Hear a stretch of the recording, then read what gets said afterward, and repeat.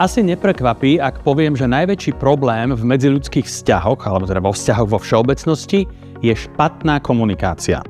Ale zamysleli ste sa niekedy nad tým, koľko percent tá špatná komunikácia tvorí? Podľa Harvard Business Review je to až 87%. Hodne vysoké číslo. Ale s tým vám dokážem pomôcť. Moje meno je Ján Dubnička a 15 rokov ma živí vzdelávanie a rozvoj ľudí. Celý svoj profesný život ma sprevádza a nakoniec aj živí komunikácia.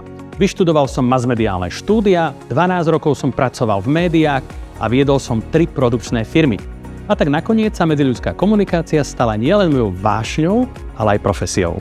V roku 2010 som vyštudoval neurocoaching a začal sa venovať rozvoju jednotlivcov a tímov. Môj prístup je hodne koučovací.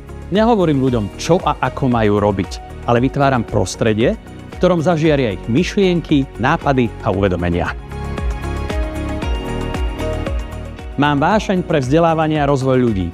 Špecializujem sa na rozvoj líderských, manažerských, komunikačných a prezentačných zručností na základe poznatkov z neurovedy.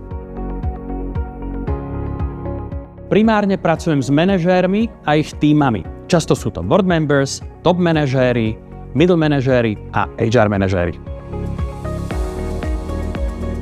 Často účastníci hovoria, že do svojich rozvojových programov dokážem priniesť hlboké uvedomenia a zamyslenia cez veľmi jednoduché a zrozumiteľné aktivity, ale zároveň humor, zábavu a prirodzenosť.